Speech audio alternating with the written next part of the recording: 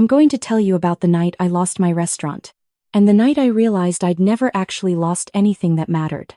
It was December 14th, 2023. The kitchen at Mercado was in full swing.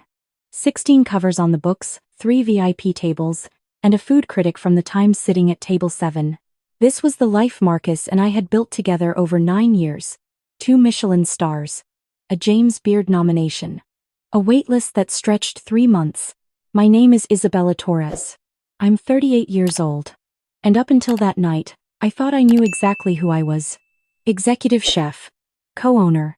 Fiancé to Marcus Reed, the man who'd walked into my tiny pop-up in Brooklyn back in 2014 and said, "Let me help you build this into something real." I was 29 then. Scrappy. Passionate about food but clueless about business. Marcus was 34, had an MBA from Wharton, and family money he was willing to invest. We shook hands, 50-50 partners. I'd run the kitchen. He'd run everything else. By 2016, we had our first location in Manhattan. By 2019, our first Michelin star. By 2021, the second star and an engagement ring. "We're unstoppable together," Marcus would say, kissing my flour-dusted hands after a successful service. I believed him. I believed him when he said we'd get married after we opened the second location. I believed him when he said the new hire, Natalie Brooks, was just a strategic marketing move. She had 200,000 Instagram followers. She could bring in the influencer crowd. "We need to modernize," Marcus insisted. "Your food is incredible, Bella, but we need buzz." Natalie gets buzz. Natalie was 26. Blonde. Posted photos of herself in tight dresses holding tiny portions of food she claimed to cook but probably ordered from someone else. Her captions were always the same vapid nonsense. "Living my best life. Blessed. Grateful." She knew nothing about food. Couldn't tell you the difference between a brunoise and a julienne. Called my 48-hour short rib cute. But Marcus hired her anyway. Said she'd work on social media and events. Stay out of the kitchen. That lasted exactly 3 weeks. I started noticing things in October. Marcus taking calls in his office with the door closed. Natalie hanging around after her shift ended, laughing too loud at his jokes. The way he'd touch her lower back when guiding her through the dining room. I'm not an idiot. I grew up in a loud Puerto Rican family in the Bronx where my abuela could spot a cheating man from 3 blocks away. I knew the signs, but I had a restaurant to run. A menu to perfect. A critic coming who could make or break our 3rd star. So I pushed it down. Focused on the work. Until December 14th. I'd stayed late perfecting a new dessert. A tres leches cake deconstructed with passion fruit and toasted meringue. It was nearly midnight when I headed to the walk-in cooler for more cream. I heard them before I saw them. Natalie's breathy giggle. Marcus's low voice saying, "We have to be careful. Bella's still here." I froze. The walk-in door was slightly ajar. Through the gap, I could see them. Marcus had Natalie pressed against the shelf of prepped mise en place. Her hands were in his hair. His hands were everywhere else. In my walk-in. In my restaurant. Where I'd spent 9 years bleeding into every dish, every service, every 16-hour day. I didn't scream. Didn't cry. Didn't throw the cream at their heads like my mother would have. I quietly stepped back. Pulled out my phone. Took 3 photos through the gap in the door. Then I went to my office and sat in the dark. An hour later, Marcus knocked on my door. His hair was suspiciously messy. His shirt untucked. "Still here, babe? You should go home. Get some rest." I looked at him. Really looked at him. This man I'd trusted with my recipes, my business, my future. "Marcus," I said carefully. "We need to talk about the second location." He relaxed. Probably relieved I wasn't asking about where he'd been. "What about it? Who's going to run the kitchen there?" He leaned against the doorframe. Casual. Confident. "I've been thinking about that, actually.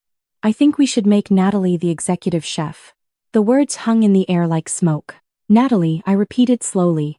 "The girl who posts pictures of avocado toast for a living.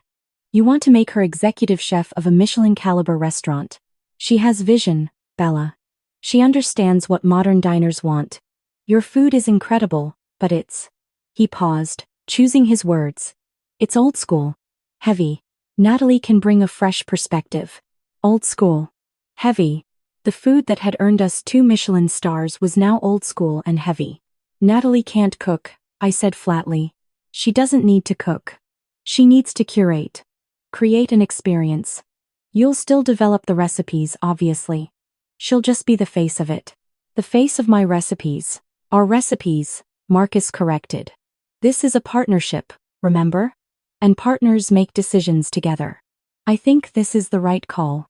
I stood up, walked to my desk drawer, pulled out the partnership agreement we'd signed 9 years ago. You're right, I said. Partners make decisions together.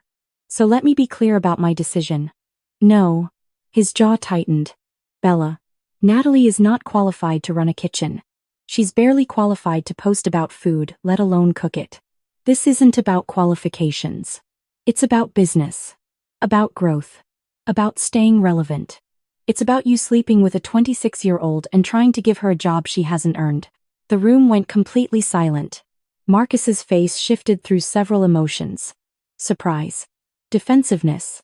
And finally, cold calculation. I don't know what you think you saw. Walk-in cooler. 11:45 p.m. Want me to check the security footage? His hands clenched. You're being paranoid. Am I? I pulled up the photos on my phone, turned the screen toward him. He looked, paled. Then his expression hardened into something I'd never seen before. Fine, he said quietly. You want to make this difficult? Let's talk reality. I own 51% of this restaurant. My stomach dropped. What? Check the paperwork from the Series A funding my family did in 2019. I diluted your shares. It's buried in the fine print. I have controlling interest. I felt like I'd been punched. You.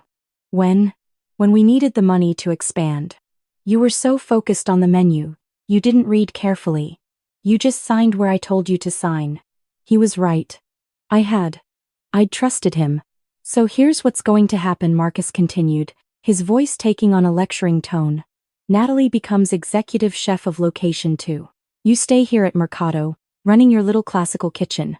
Or what? Or I buy you out. At market value. Which, given current restaurant valuations, won't be much. Maybe $200,000. For 9 years of work, $200,000. For my recipes. My menu. My life. You're choosing her, I said. Not a question.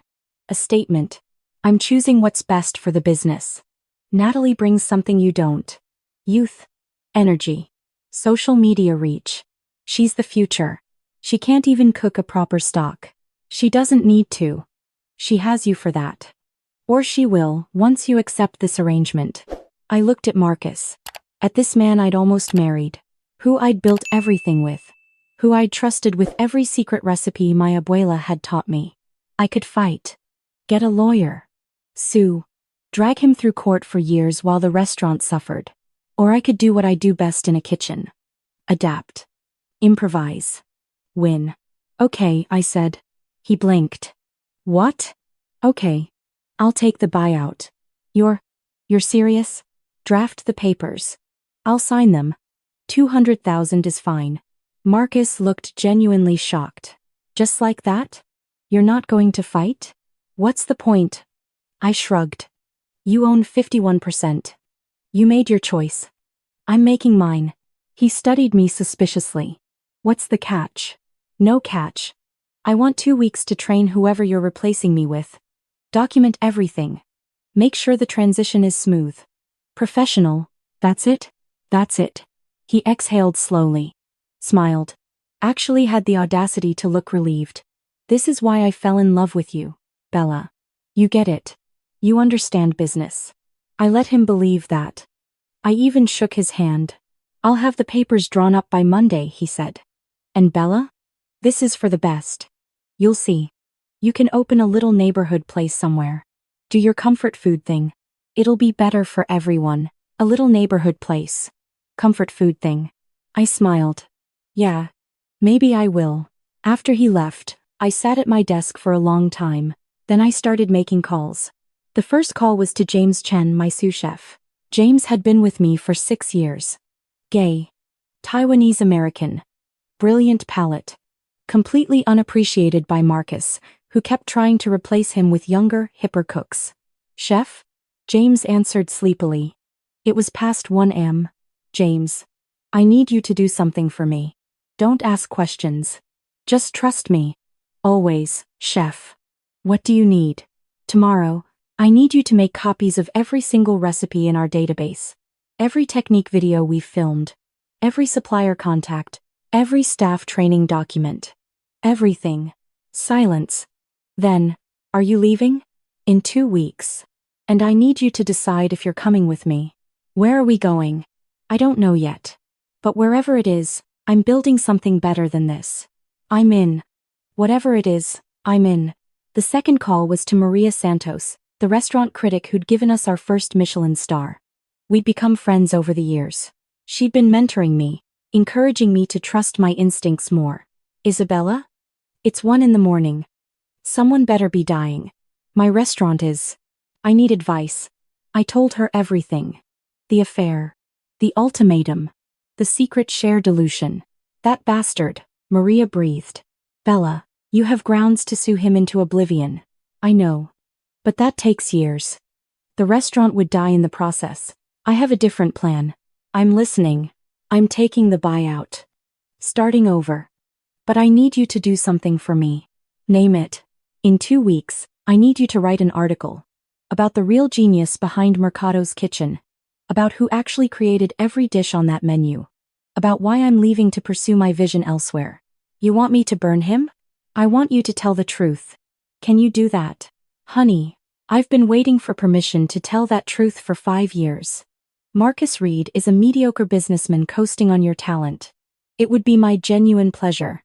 The third call was to my uncle Roberto. He owned a small commercial property in Brooklyn, a former Italian restaurant that had closed during the pandemic. Tio? It's Bella? Mija. What's wrong? You only call this late when something's wrong. I need to rent your space on Court Street. The restaurant spot, that place? It's been sitting empty for 2 years. Needs work. I don't care. I'll fix it. How much? We negotiated. He gave me a family rate that made me cry. You building your own place, he asked. Yeah, Tio. I am. Good. That Marcus never deserved you anyway. I told your mother. The fourth call was to Daniel Kim, our head investor. Well, Marcus's family friend who'd put in the Series A money. He'd always made me uncomfortable, too interested in returns, not enough in the food. But I had information he'd want. Daniel, it's Isabella Torres. Isabella? What can I do for you at this ungodly hour? I'm leaving Mercado. Thought you should know before Marcus tells you. Leaving? Why? Creative differences. I'm taking a buyout. But there's something you should know about how your investment is being managed. I told him about Natalie. About Marcus putting an unqualified influencer in charge of a Michelin-starred kitchen. About the affair being conducted on company property. About the way Marcus had been spending investor money on personal expenses, trips for 2 to Napa. Designer clothes that appeared in Natalie's Instagram posts. A company credit card that seemed to fund a lot of romantic dinners. I have receipts, I said. If you want them, send them. I will. After I'm officially out. Don't want this blowing back on me. Smart girl. And Isabella? Good luck with whatever you do next. Marcus is an idiot for letting you go. The fifth call was the hardest. My mother. Mommy. I need to tell you something. I told her everything. The affair. The buyout. The new restaurant. She listened in silence. Then you're doing the right thing, Mija. That man never understood what he had. Your abuela. She always said. A man who doesn't respect your cooking doesn't respect you. You come home this weekend. We make pastelis together. You remember who you are. I cried then. For the first time that night. I love you, mommy. Te amo, mi corazón. Now go show that pendejo what he lost. The next 2 weeks were a masterclass in quiet preparation. I came to work every day. Smiled at Marcus. Professionally trained the line cooks he'd hired to replace me. Documented every single recipe in excruciating detail. I also did other things. I made copies of everything. Every recipe I'd developed. Every technique I'd perfected. Every supplier relationship I'd built. All of it was mine. My intellectual property. Created before the partnership or documented as my sole work. I talked to every staff member privately, asked them what they wanted for their careers, mentioned I might be opening something new soon. Watched 15 of my 22 employees quietly ask to come with me. I scheduled meetings with our best suppliers. Let them know I was going independent. Secured promises that they'd work with me at my new place. Most of them had become friends over the years. They knew who actually ran Mercado's kitchen. I documented Marcus's spending irregularities, every personal expense charged to the company, every shady invoice. I wasn't going to use it unless I had to. But I had it. On day 10, Natalie started showing up for training. She couldn't hold a knife properly. Didn't know how to taste a sauce for balance. Asked if we could just buy pre-made stock because homemade is so extra. I smiled. Taught her exactly what Marcus had asked me to teach her. Watched her take credit for my techniques on her Instagram stories. Learning so much from the Mercado team, she posted, with a picture of my mise en place. Can't wait to bring my vision to the new location. Her followers ate it up. The comments were full of "You're such an inspiration." And Chef Natalie. I took screenshots of everything. On day 12, James came to me with news. "Chef, the staff is planning a goodbye dinner for you. Tomorrow night. After service. They don't have to do that. They want to. We all do. You built this place. We know that. Even if Marcus doesn't." The dinner was beautiful. The staff had pooled together to buy me a new chef's knife. Handcrafted, Japanese steel.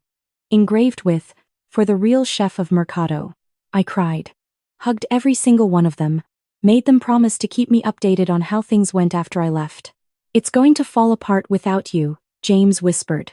"Marcus doesn't realize it yet. But it will. That's not our problem anymore," I said. "We're building something better." On day 14, I signed the papers. $200,000. For 9 years of work. For every recipe, every technique, every moment of inspiration. Marcus looked triumphant. "This is going to be great for everyone, Bella.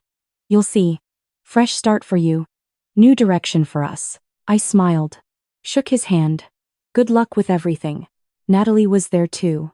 Wearing a too-tight red dress inappropriate for a professional kitchen, she hugged me. Actually hugged me. "Thank you so much for everything you've taught me," she gushed.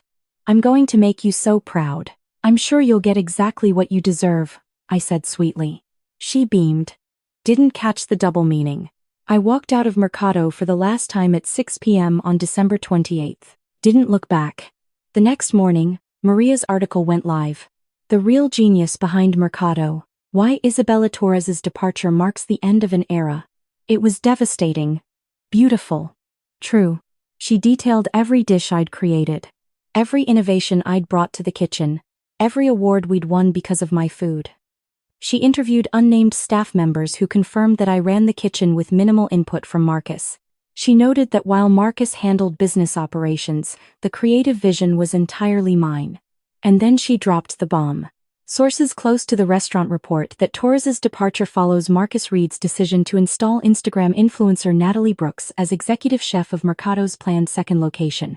Brooks, who has no formal culinary training and whose social media presence consists primarily of photographing other chefs' food, will be replacing a James Beard-nominated chef with 9 years of Michelin-level experience. This decision raises questions about Reed's priorities and his understanding of what makes a restaurant succeed at the highest levels. The article went viral. My phone exploded. Food writers. Other chefs. Job offers from restaurants across the country. Marcus called me 37 times. I didn't answer. Natalie called too. Crying. Saying the article was so mean and people are being really unfair to her in the comments. I didn't answer that either. Instead, I focused on my new restaurant. Uncle Roberto's space was perfect. Smaller than Mercado. More intimate. In Brooklyn, where I'd started. Where my community was. I named it Raíces. Roots? The concept was simple. The food my abuela taught me. The food I grew up eating in the Bronx. Puerto Rican classics elevated with technique but never losing their soul. Mofongo with foie gras. Pernil with a passion fruit mojo. Arroz con gandules made with hand-foraged wild rice. Comfort food. With a Michelin-level execution. James signed on as my partner. Not sous chef. Partner. He deserved it. 15 staff members from Mercado joined us. We had to rebuild from scratch, but we built it right. We opened in April 2024. The first review came from Maria, of course. Isabella Torres has done what few chefs dare to do. She's gone home. Races is not trying to be Mercado. It's not trying to be anything except honest, soulful, and utterly delicious. This is cooking with purpose. With love. With roots that go deep into family, culture, and a chef's unwavering vision. If Mercado earned 2 Michelin stars with Torres's food, Raíces deserves 3 for Torres's heart. We had a wait list within a week. Within a month, we were fully booked 3 months out. By June, we were nominated for a James Beard Award. In July, I found out what happened to Mercado. The second location never opened. Turns out, investors pulled funding after Daniel Kim circulated my documentation of Marcus's spending irregularities. There was an investigation. Marcus had to pay back nearly $80,000 in personal expenses. The original Mercado was struggling. Without me in the kitchen, quality dropped, reviews turned negative. They lost a Michelin star in the January guide. Natalie quit after 2 months, posted a tearful Instagram story about toxic work environments and learning that she's meant to inspire, not perspire. She's now selling meal prep courses online. None of her students seem to notice she never shows herself actually cooking. Marcus tried to hire me back. He showed up at Raíces in August. Waited until after service. Walked into my office like nothing had happened. Bella, we need to talk. I looked up from my inventory sheets. No, we don't. I made a mistake. I see that now. Things aren't working without you. I'm willing to give you full creative control at Mercado. Executive chef. 60-40 split on profits in your favor. No. I'll go 70-30. Marcus, you could offer me 100%, and I'd still say no. His face crumpled. For a moment he looked like the man I'd almost married, vulnerable, lost. I'm sorry, he whispered. About Natalie. About everything. I was an idiot. I let my ego and my... He trailed off. I threw away the best thing in my life. Yes, you did. Can we at least talk about it? Over dinner? I miss you, Bella. Not just in the kitchen. I miss us. I stood up, walked around my desk, looked him directly in the eyes. Marcus, I don't think you understand what you did. You didn't just cheat on me. You didn't just betray our partnership. You told me my food was old school. Heavy. That I was the past and she was the future. You tried to replace me with someone who can't cook. You stole my shares. You thought so little of me that you believed I'd just accept it. I know. I was wrong. I can't tell you how wrong I was. You're right about that. You can't. Because you still don't understand. This isn't about Natalie. This is about you never seeing my value, never understanding that I was the reason Mercado worked. You thought you were doing me a favor by investing in my little pop-up. You thought you were the business genius and I was just the cook. That's not true. It is true. And you know what? I'm grateful. Because if you hadn't pushed me out, I never would have built this. I gestured around my office. At the photos of my family on the wall. At the James Beard nomination certificate. At the waitlist notebook that was completely filled. This is mine. Mine and James's and my team's. Every recipe. Every decision. Every success. We built this on our own terms. With our values. Cooking food that matters to us. For people who appreciate it. Not chasing Instagram followers or investor returns. Just making beautiful food that feeds people's souls. I could help you expand, Marcus tried. I still have connections. We could open multiple locations. Go national. This concept could be huge. I don't want huge. I want good. I want real. I want to come to work every day and know that what I'm building matters. That it's mine. That no one can take it from me because I compromised my values or trusted the wrong person. So that's it. We're just done? We've been done since the moment you chose her over us. You just didn't realize it yet. He left. I heard later that he sold Mercado in November. Took a loss. Moved to Los Angeles to explore new opportunities. Last I heard, he's working as a consultant for restaurant groups. Telling other people how to run their kitchens. I hope he's learned something, but honestly, I don't think about him much anymore. I'm too busy. Raíces won the James Beard Award in September. Best Chef New York. I ugly cried on stage giving my acceptance speech. Thanked my mother, my abuela, my team. Didn't mention Marcus once. We got our first Michelin star in January 2025. The inspector said it was the most emotionally resonant dining experience they'd had in years. We're not pursuing a second star. We're not expanding. We're not doing any of the things that conventional business wisdom says we should do. We're just cooking, creating, serving our community, paying our staff well, sourcing from local farms, teaching young cooks who remind me of myself at 29. Sometimes people ask if I regret how things ended with Mercado. If I wish I'd fought harder to keep what I built. I tell them the truth. I didn't lose Mercado. I escaped it. Because Mercado was never mine. It was always Marcus's vision of what he thought a successful restaurant should be. Trendy. Impressive. Profitable. Rice's is mine. Mine and my team's. And it's something better. It's not about Michelin stars or Instagram followers or impressing investors. It's about cooking food that means something. Food that tells stories. Food that connects people to their roots, their families, their memories. It's about building something sustainable. Something real. Something that can't be taken away because it was never about one person's ego or another person's money. It's about waking up every morning and knowing that what I do matters. Not because some critic said so. Not because we're turning a certain profit margin. But because I fed someone's soul last night. Because a grandmother came in and cried because my pastelis tasted exactly like her mother's.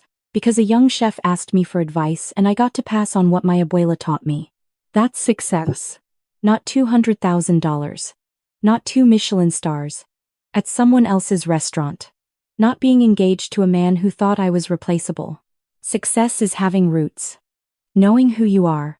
Building something that reflects your values, your culture, your vision. Marcus called me one more time. In February.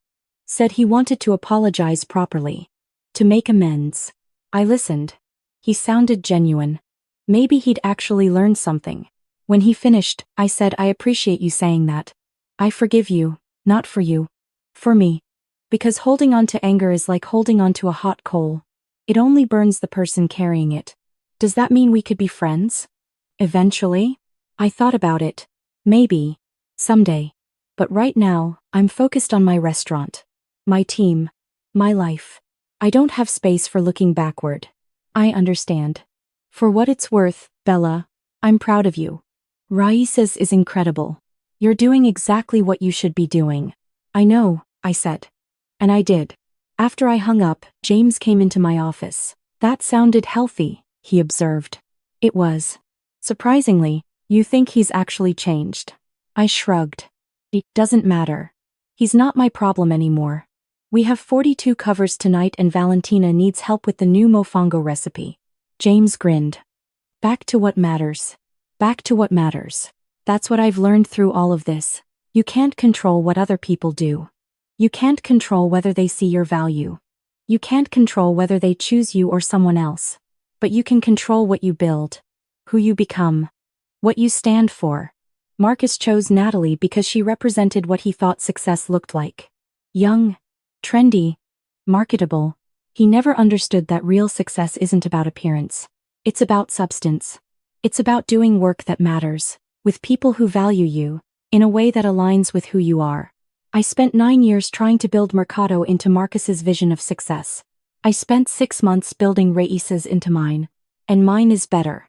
Not because it's more successful by conventional metrics, though it's doing very well, but because it's real. It's rooted, it's mine. And that's the thing they don't tell you about betrayal. About losing something you thought was yours. Sometimes the greatest gift someone can give you is pushing you out of their vision so you can finally build your own. Marcus thought he was replacing me. But you can't replace someone who was never replaceable to begin with. You can only lose them. And that's exactly what he did.